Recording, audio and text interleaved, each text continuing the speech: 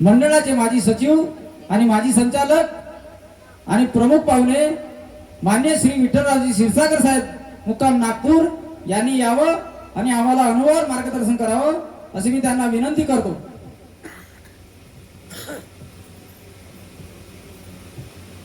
आपण सर्व सेवक सेविका मिळून भगवंताला आणि बाबाला एकतेने प्रणाम करूया।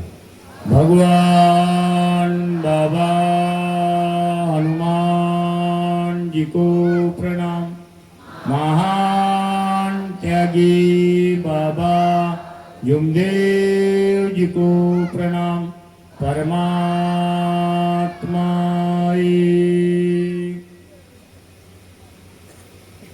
नमस्कार हो सगळ्यांना नमस्कार। परमपूज्य परमात्मा सेवक मंडळ वर्धमान नगर नागपूर बाबांच्या आदेशाप्रमाणे खापा या गावामध्ये नवव्यावन कार्य पार पडलेले आहेत आणि त्या निमित्ताने एका भगवत कार्याची चर्चा बैठक सुरू आहे। या भगवत कार्याच्या चर्चा बैठकीमध्ये सृष्टीचे आणि बुद्धीचे विधाता स्वयं भगवान बाबा हनुमानजी उपस्थित आहे। भगवंताला माझा प्रणाम। आपले सर्वांचे सद्गुरू मानव धर्माचे संस्थापक महान त्यागी बाबा जुमदेवजी उपस्थित आहे। बाबांना माझा प्रणाम। बाबांना वेळोवेळी सहकार्य करणाऱ्या आम्हा सर्व सेवकांना प्रेम देणाऱ्या आई वाराणसी उपस्थित आहे। आईंना माझा प्रणाम। आजच्या या भगवत कार्याच्या चर्चा बैठकीचे अध्यक्ष मंडळाचे मार्गदर्शक आदरणीय शंकरभाऊ हेडाऊ यांना सुद्धा माझा प्रणाम। या कार्यक्रमामध्ये उपस्थित उपाध्यक्षपद ज्यांना मिळालेलं आहे असे आमचे मंडळाचे मार्गदर्शक सेवकरामजी कडव साहेब यांना सुद्धा माझा प्रणाम। प्रामुख्याने या मंचावर उपस्थित परमपूज्य परमात्मा सेवक मंडळाचे संचालक आदरणीय तापेश्वरजी वैद्य साहेब यांना सुद्धा माझा नमस्कार। प्रामुख्याने उपस्थित मंडळाचे माजी संचालक आदरणीय महाकाळकरजी आदरणीय बाळकदाजी ठोकर साहेब यांना सुद्धा माझा नमस्कार। उपस्थित या ठिकाणी प्रामुख्याने ज्यांनी मार्गदर्शन केलं असे डॉक्टर जितेंद्रजी मानकर, रवींद्रजी कारमोरे मार्गदर्शक, रामोजी शेंडे मार्गदर्शक, वयोवृद्ध आमचे काकाजी देवाजी ठवकर साहेब मार्गदर्शक खापा, मदनजी पंचबुधे, सुभाषजी ठवकर, दुर्योधनजी सरोदे या सगळ्यांना माझा नमस्कार। अति सुंदर असं ज्यांनी मार्गदर्शन केलं नेहमी जागवतात असे बाबांचे सेवक जयदेवजी धंडे साहेब यांना सुद्धा माझा नमस्कार। उपस्थित सर्व बाबांचे सेवक सेविका बालगोपाल या सगळ्यांना माझा नमस्कार। फार सुंदर सुंदर अनुभव या ठिकाणी आपल्याला मिळालेले आहेत। तुम्ही 1 वाजतापासून या ठिकाणी बसलेले आहात। खुर्चीवर बसायला आम्हाला बरं वाटते। खाली बसणाऱ्यांची बी आम्ही थोडी विचार केला पाहिजे की यांच्या कमरा लागल्यात का, पायाचे टोंगळे लागलेत का। तिकडे मी जास्त तर लक्ष देत नाही पण डोळ्याकडे जास्त लक्ष देतो कोण झोपत आहे। आणि म्हणून मी सेवक असे की सेविका बाई झोपू नको मग अशी इशारा केला ती बाई तेव्हापासून बरोबर लक्ष ठेवत आहे। 10 लाख 15 लाख रुपये खर्च करतात बालकदासजी कार्यक्रमाला। मला तरी वाटते मी दोष नाही देणार, तोही परमेश्वराचे कार्य आहे, हेही परमेश्वराचे कार्य आहे। आम्ही इथं आहो म्हणून खूप मोठा आहो आणि ते लहान आहे असं अर्थ काढायचे नाही। परंतु नक्की आम्ही जे कार्यक्रमामध्ये जातो, कार्यक्रम पाहतो, 10 लाख 20 लाख रुपये खर्च होतात, तिथेही सुद्धा असं मार्गदर्शन आम्हाला मिळत नाही जे आज आम्हाला मिळालेलं आहे। जे आज मार्गदर्शन आम्हाला मिळालं असं मार्गदर्शन कुठेही फार क्वचित मिळते आणि आम्हाला जर मिळालं तर खरोखर आम्ही भाग्यवान आहोत की या ठिकाणी सुंदर असं बाबांच्या ध्येय धोरणानुसार आम्हाला मार्गदर्शन मिळालेलं आहे. टीका टिप्पणी खूप होतात. आम्ही कचरा साफ केला, आम्ही नाली साफ केली, आम्ही गंदगी साफ केली, आम्ही बाबाच्या काळातले आहो, हेच ऐकायला मिळते आम्हाला. असो, कचरा कधीही साफ होत नाही, लक्षात ठेवा. कचरा कधीही साफ होत नाही. विचार करून बोललं तर बरं असते.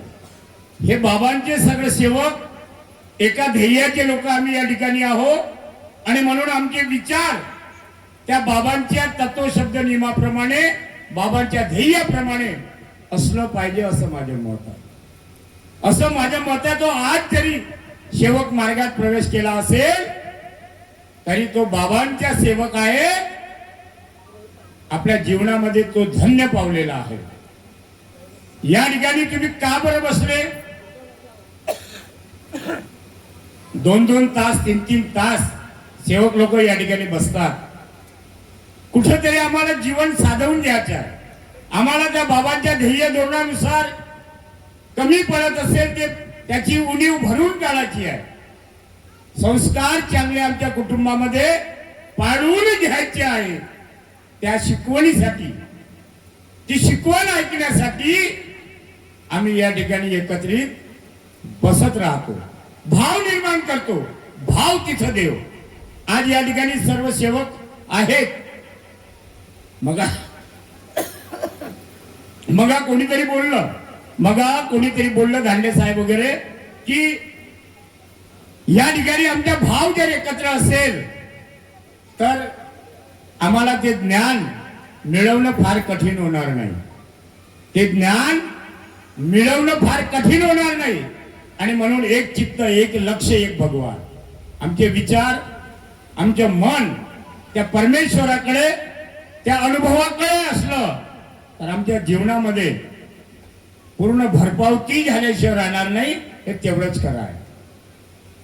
हे तेवढंच खरं आहे. बाबांनी एका परमेश्वराला मिळवलं, स्वतःच्या कुटुंबामधलं दुःख दूर करून घेतलं. कहाणी प्रत्येकाला माहित आहे. परंतु जगाच्या कल्याणा संताची विभूती या म्हणीप्रमाणे बाबांनी एका एका सेवकाला जोडण्याचे कार्य केलं. बाबांच्या मुखातून असे कधी शब्द आढळले नाही. बाबा उलट म्हणे मी शिकवलं, म्हणे मी शिकवलं पण शिकू शकले नाही. नाही का? बाबांच्या त्या शिकवणीची आज आम्हाला अत्यंत गरज आहे. 4 तत्व, 3 शब्द आणि 5 नियम. खेळोपाडी दौरे केले. आमचे ठावकर साहेब या ठिकाणी आहेत. 2-2, 3-3, 4-4 लोक घेऊन बाबा 2-2 तास बसायचे, मार्गदर्शन करायचं. मी अनेक मध्ये सुद्धा ते बघितलं. त्या धर्मापुरीला चंद्रभागाबाई क्षीरसागर यांच्या घरी जेव्हा बसायची, मी 2 सेवक 3 सेवक पाहत होतो. अरे कोणते बाबा, आम्हाला अनेकात समजत नव्हतं. नाही का? ते 2-2 तास मार्गदर्शन करत होते. तर काय गरज पडली होती बाबाला? बाबाला या मानवाची गरज होती. या मानवाची किंमत बाबांनी जाणली की या मानवाला हे जे जीवन मिळालं आहे हे अधोगती नाही केलं पाहिजे. हे एकदाच मिळते. आणि 84 लक्ष योनी भोगून हा जो देह मिळाला याला सांभाळण्यासाठी बाबांनी ते प्रयत्न केले. मी जागलो, मला परमेश्वराने जागवलं. हे काही नवल केलं नाही. अरे प्रवचनकार असेल तर ऐकणारे तर पाहिजे की नाही? जर ऐकणारेच नसेल तर त्याच्या प्रवचनाला, त्याच्या कीर्तनाला काय अर्थ आहे? आणि म्हणून बाबांनी प्रत्येकाला जाणून घेतलं आणि प्रत्येक मानवाला जागवण्याचे कार्य केलं. या ठिकाणी परमेश्वर उपस्थित आहे.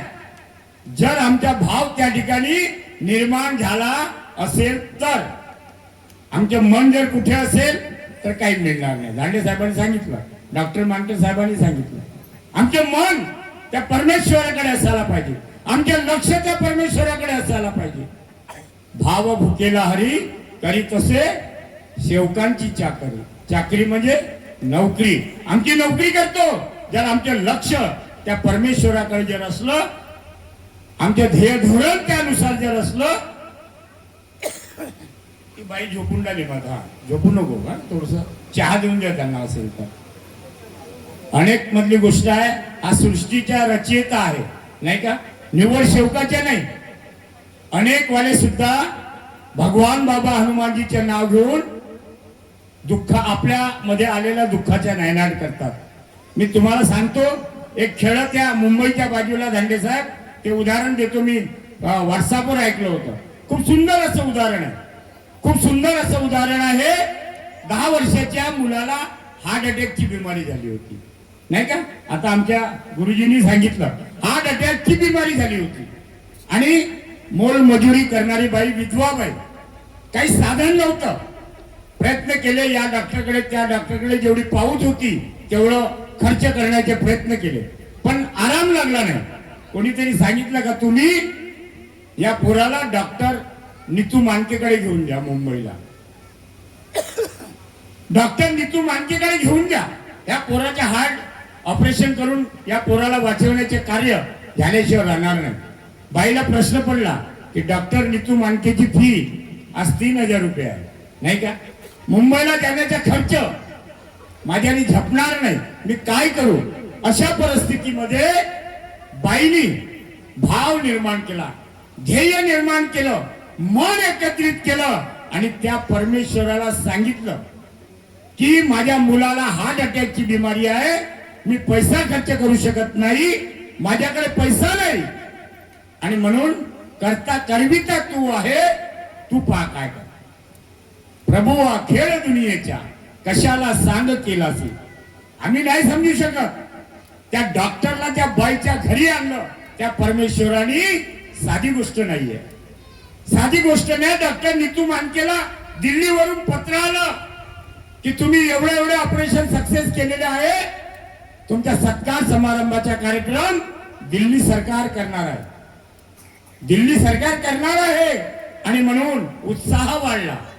डॉक्टर नीतू मानकेच्या मनात उत्साह वाढला आणि विमानाची तिकीट बुक केली आणि दिल्लीला जाण्यासाठी रवाना झाले.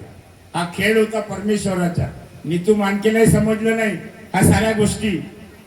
विमानामध्ये बसले, दिल्लीच्या दिशेने विमान उडवलं, परंतु खेळ असा झाला की ते तुफान, तो पाणी, ते आंधी, विमान जाऊ शकलं नाही. पुन्हा मुंबईच्या विमानतळावर त्या विमानाने लँडिंग केली, परत आलं. आता काय करू? डॉक्टर नीतू मानके म्हणते आता मी कसं जाऊ, मला जाणे अगत्याचे आहे. आणि म्हणून ड्रायव्हरला सांगितलं 4 व्हीलर काढ, आपली 4 व्हीलर कार, आपण तिथे गेल्याशिवाय राहणार नाही. सगळे उपाय करून पाहिले, 4 व्हीलर काढली आणि ते दिल्लीला जायसाठी निघाले. पुन्हा परिस्थिती तशीच झाली. वादळ, तुफान, आंधी, पाणी. ती गाडी ज्या रस्त्याने जायची होती तो रस्ता चुकला आणि बाईच्या गावाकडला रस्ता त्या ड्रायव्हरनी पकडला. कसा खेळ आहे? त्या खेळामध्ये गाडी गेली. पाहते रे आपण तर कुठेतरी रस्ता चुकला हो, रात्र होऊन गेली, आता काय करायचं? त्या डॉक्टर साहेबांनी गाडी थांबवली आणि ज्या बाईच्या घरी पेशंट होता त्या बाईच्या घरी दार ठोठावलं. कोणी घरी आहेत का जी? बाईने दार उघडलं. दोघंही एकमेकाला ओळखत नव्हते. ओळखत नव्हती ना, दोघंही एकमेकाला ओळखत नव्हते. बाईने आदरमान केला, या बसा. ओळख पालक काढली. यांनी सांगितलं आम्ही मुंबईला राहतो, आमचा रस्ता चुकला, आम्हाला दिल्लीला जायचे होतं, या तुफानामध्ये या गावाकडे वळलो आम्ही. बसा बसा. पाणी दिलं, चाय ठेवला. चाय शिजत होता तर मुलगा रडून उठला. मुलगा रडून उठला म्हणून पाण्याची दोरी पकडली. चहा त्या स्टोवर असेल ना तर गॅसवर असेल, मला माहित नाही. आणि ओव्या गावात गावात त्या नामस्मरण परमेश्वराचे केलं. मुलाला झोपवलं आणि यांना चाय आणून दिला. डॉक्टर नीतू मानके म्हणते बाईला, बाई एवढ्या कोणत्या संकटामध्ये आहे की डोळ्यातून धारा पडून ओव्या म्हणत होती आणि त्या मुलाला तो झोपवत होती. काय सांगू जी म्हणे, माझ्या मुलाला हार्ट अटॅकची बिमारी आहे, पैसा नाही, मी मजूर बाई आहे. मला सल्ला दिली म्हणे की तुम्ही डॉक्टर नीतू मानकेकडे घेऊन जा. बाई निथू मानकेलाच सांगून राहिली. ढसा ढसा तो डॉक्टर निथू मानके रडायला लागला. काय परमेश्वरा तुझी लीला आहे. अरे ज्या बाईला माझी गरज होती तिच्या घरी आणून ठेवलं तू मला. तेव्हा आपली ओळख सांगितली डॉक्टरांनी की डॉक्टर नितू मानके मीच आहे. डॉक्टरांनी त्या बाईच्या मुलाला घेऊन गेले मुंबईला आणि त्यांचं ऑपरेशन केलं. दुरुस्त झाला. कसा खेळा या. आज जर 4 तत्व 3 शब्द 5 नियम जे बाबांनी आपल्याला दिलेले आहे त्यावर जर आमचे लक्ष राहिलं नाही तर आम्ही आमच्या जीवनामध्ये कुठंतरी चाबक डुबक झाल्याशिवाय राहणार नाही. 10 वर्षाचा मुलगा कामठी रोड भिलगाव नेहमी सांगतो मी दोन्ही उदाहरण सांगे लक्षात ठेवा. 10 वर्षाच्या मुलाचे 2 उदाहरण. एक मेला आणि एक जिवंत राहिला. खेळ कसा आहे बघा. 2 महिने कोमामध्ये होता तो. डॉक्टर टावरे हॉस्पिटल रामदास पेठ सगळ्यांनी माहित असेल. जुने डॉक्टर होते ते. आता ते मला वाटते म्हातारे मरण पावले. त्यांचे चिरंजीव आहे. त्या ठिकाणी शेषरावजी लेंडे यांचा मुलगा भिलगावच्या डॉक्टरांनी सांगितलं तर याला उपाय नाही, हा मरणार आहे. तुम्ही आपल्या नातेवाईकाला बोलवा, भेटी घेऊ द्या आणि घेऊन द्या मुलाला. माझा नंबर लागला त्याच्यात. माझ्या नातेवाईक होता. मी गेलो पाहायला. त्या ठिकाणी मी त्या मुलाच्या वडिलाला विचारलं काय झालं मुलाला. आणि म्हणे पोटाची शिकायत होती. करता करता काय झालं काय नाही. पोरग औषध सुरू आहे. पैसा खूप खर्च केला पण कोमात चालला गेला. डॉक्टरनी हात टेकून दिले म्हणे. आता मी म्हणलं एवढं मोठं हॉस्पिटल आम्ही काय सल्ला देणार आहोत. मी म्हणलं बाबांचे सेवक आहात तुम्ही, एक सल्ला देतो. म्हणलं तुमच्या मार्गदर्शकाला तुम्ही सांगितलं काय सगळ्या गोष्टी. नाही जी म्हणे. अरे दवाखान्यात बसून काय करता. परमेश्वर आपलं कार्य करते. तुम्ही ध्येय धोरणानुसार थोडं कार्य तर करा. तुमच्या मार्गदर्शकाला सांगा, सोडवणूक करा. काय उत्तर निघते त्या मार्गदर्शकाचं ते ऐका आणि त्याप्रमाणे करून पहा. त्या तुमच्या मार्गदर्शकाकडे. त्याला मी त्याच्या मार्गदर्शकाकडे पाठवलं आणि सांगितलं त्यांनी माझ्या मुलाला असं असं झालं. आता तो कोमामध्ये गेला आहे. मार्गदर्शकाने सांगितलं आता मी काय करू बाबा. माझ्याकडे एकच उपाय आहे. जा तू दवाखान्यामध्ये आणि 1 तासामध्ये 3दा तीर्थ बनवून दे. काय सांगितलं. 1 तासामध्ये 3दा तीर्थ बनवून दे. मी याला सांगितलं होतं की त्या मार्गदर्शकाच्या शब्दाला उत्तर द्यायचे नाही. नाही तर आमच्या महिला मंडळीमध्ये पुरुष मंडळीमध्ये सवय आहे. एखाद्या मार्गदर्शन म्हणलं का तीर्थ बनव, तेच तर सुरू आहे. जे म्हणते सकाळी बनवलं होतं, संध्याकाळी बनवलं होतं, 2-3दा बनवलं होतं. अरे आम्हाला तेच करायचं आहे. पण आदेश जेव्हा होतो, आदेशाचा शब्द हा परमेश्वराचा शब्द असतो. मी म्हणलं उत्तर देशील नको. त्याने उत्तर दिलं नाही आणि आला आणि दवाखान्यामध्ये मला भेटला. त्यांनी सांगितलं म्हणे का 1 तासात 3 वेळा तीर्थ द्या. मामाजी म्हणे तीर्थ तर पिणार नाही. मी म्हणलं हो तीर्थ पिणार नाही पण आदेश झाला तू तीर्थ बनव. इतकुस तीर्थ बनव. थोडस पाणी घे, तीर्थ बनवून त्याच्या होटाला लावून दे. त्याच्या होटाला लावून दिलं. सांगा खेळ पा कसा आहे. 1 तासात 3 वेळा तीर्थ बनवलं. मुलगा हळूहळू हुशात आला. पुन्हा 8 दिवस 15 दिवस राहिला. डॉक्टर लोक आश्चर्यचकित झाले की हा जाणारा पोरग हा हुशात कसा आला. आजही जिवंत आहे तो पोरग. ग्रॅज्युएशन झालं. 27 वर्षाच्या किंवा 25 वर्षाच्या पोरगा असेल तो. आता कसं परमेश्वराने वाचवलं सांगा. इकडे दुसरी कहाणी जर सांगतो म्हटलं. लांजेवार नावाचा सेवक आहे. माझ्याकडूनच त्याचे कार्य सुरू आहे. आता एक भाऊ मार्गात आहे, बाकी अनेक वाले खूप पैसेवाले आहेत, करोडपती आहेत.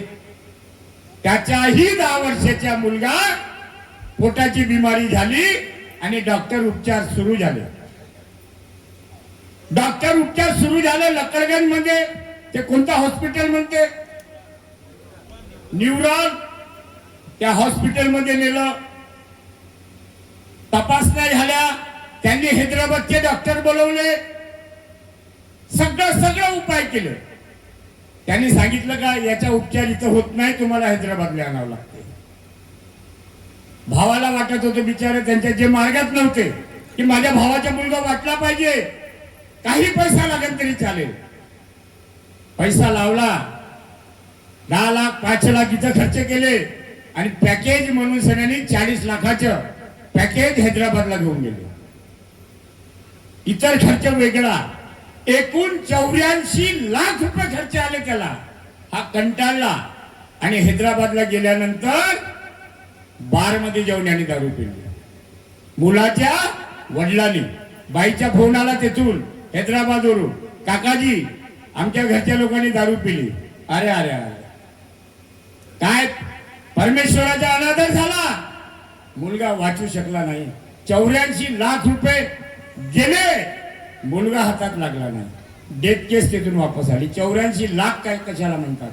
अरे 40 वर्ष नोकरी केली, 22 लाख रुपये भेटले मानकर साहेब, नाही का जी दांडे साहेब. 40 वर्ष नोकरी केली, ग्रॅज्युटी किती भेटली मला? 22 लाख रुपये. 84 लाख कशाला म्हणतात. ढसा ढसा रडले, मय्यत झाली, सगळं झालं. आणि सारा आटोपल्यानंतर बाई आणि तो माणूस कार्य घ्यासाठी आले, रडायला लागले. मी म्हणलं देव देते आणि कर्म नेते, देव देते आणि कर्म नेते. आम्ही आमच्या कर्माने कुठंतरी चुकतो. लाख काय इथं करोडो खर्च केले तरी काही उपयोग नाही. काय इच्छा आहे तुझी सांग आता. नाही मला कार्य करायचे. दारू पित चित्र कार्य भेटत नाही, लक्षात घे.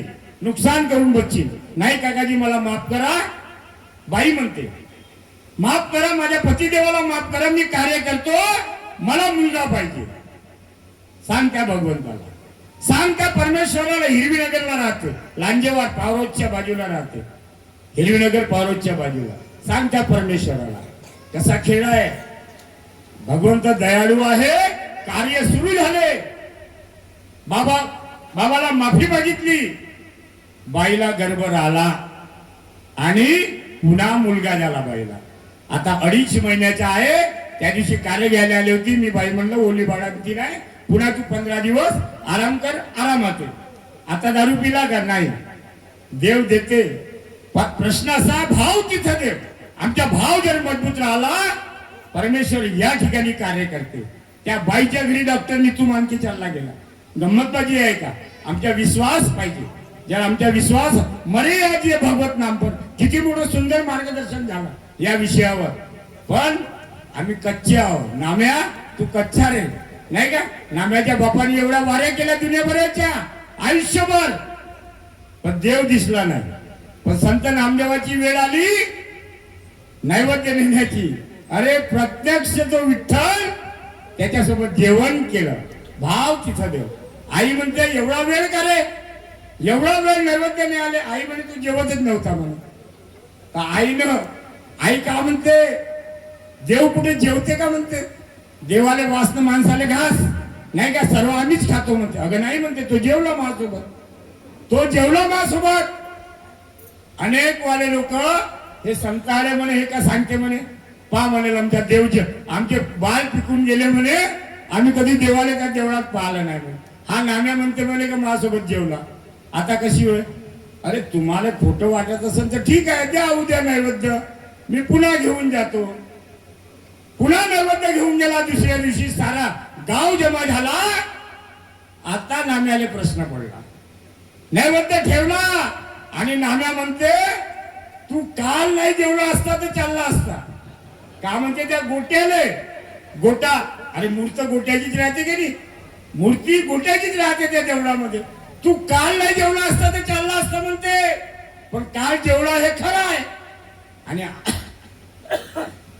आता जर तू माझ्यासोबत जेवला नाही, अरे खोटं नाही होईल का?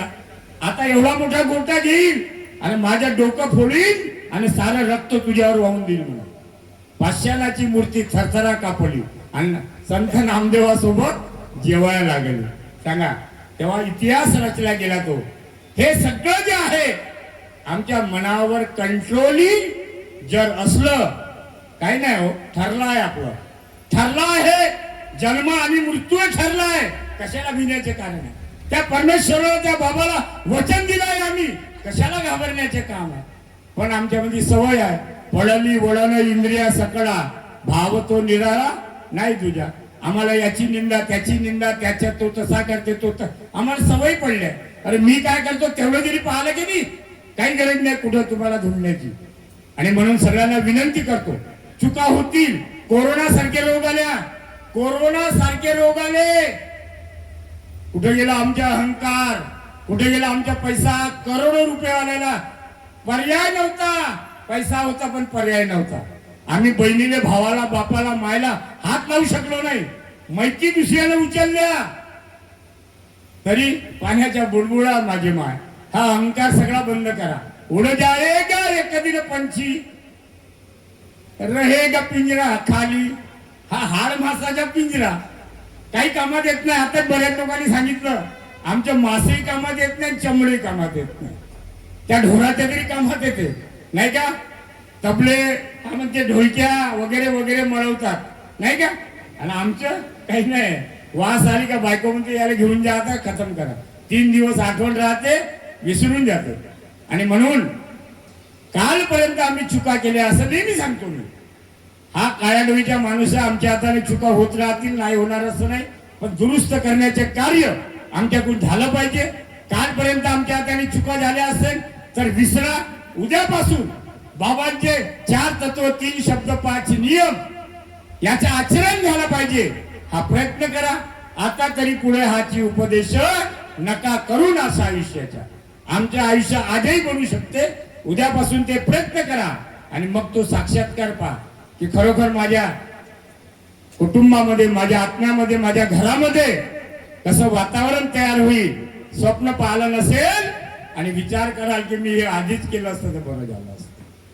म्हणून सगळ्यांना विनंती करतो की तत्वशब्द नियम याचे आचरण करण्याचे प्रयत्न. काही कोणाकडे लक्ष देण्याची गरज नाही. काही कोणी नाही कोणाचे. अंती जाने कल्याचे आए अकेले जगत में, फिर भी अकेले जाओगे, ना संग कोई आएगा, तन भी नहीं ले जाओगे.